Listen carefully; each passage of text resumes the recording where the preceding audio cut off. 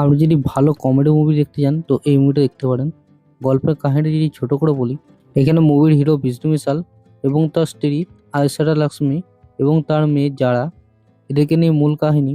কিন্তু সমস্যা তখন শুরু হয় যখন মেয়ের পড়াশোনা ও ভবিষ্যৎ নিয়ে দুজনের মধ্যে মতবিরোধ থাকে এবং স্কুল শিক্ষকের সঙ্গে অতিরিক্ত ঘনিষ্ঠ নিয়ে ভুল বোঝাবুঝি তৈরি হয় এবং ছোট ছোট বিষয় নিয়ে ভুল বোঝাবুঝি তৈরি হয়।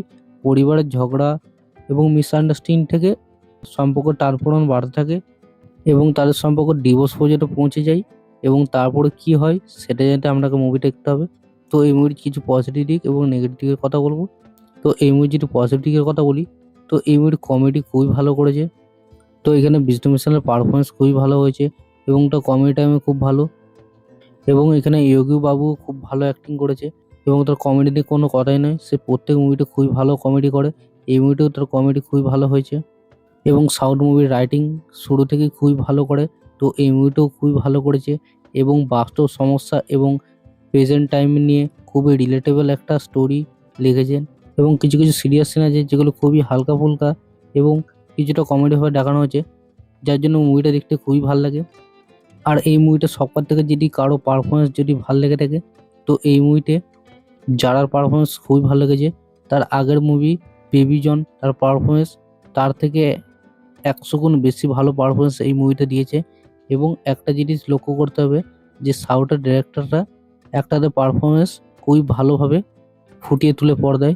তো এই মুভিটাও সেটাই করেছে, খুবই মিষ্টিভাবে তাকে দেখানো হয়েছে। এবং এটা একটা সিকুয়েল মুভি, যার ফার্স্ট পার্টটাও খুবই ভালো হয়েছে। সেখানে একটু আলাদা কনসেপ্ট নিয়ে তৈরি হয়েছিল মুভিটা, এখানে একটু আলাদা কনসেপ্ট নিয়ে মুভিটা তৈরি হয়েছে। সেখানে প্রধানত একটা কুস্তির খেলাকে নিয়ে মুভিটা এগোনো হয়েছিল, কিন্তু এখানে ফ্যামিলি কমেডি ড্রামাকে বেশি ইম্পর্টেন্ট দেওয়া হয়েছে। দুটো মুভি ভালো হয়েছে, কিন্তু প্রথম পার্টটা আমার বেশি ভালো লেগেছে দ্বিতীয়টার থেকে। দ্বিতীয় পার্টটাও যে খারাপ এরকম নয় গো।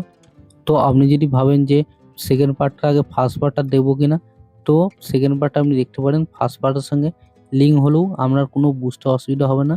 আর চাইলে ফার্স্ট পার্টটাও দেখতে পারেন, ফার্স্ট পার্টটাও খুবই ভালো করেছে। তো ভিডিওটা ভালো লাগলে লাইক শেয়ার সাবস্ক্রাইব করতে ভুলবেন না। দেখা হচ্ছে পরের ভিডিওতে।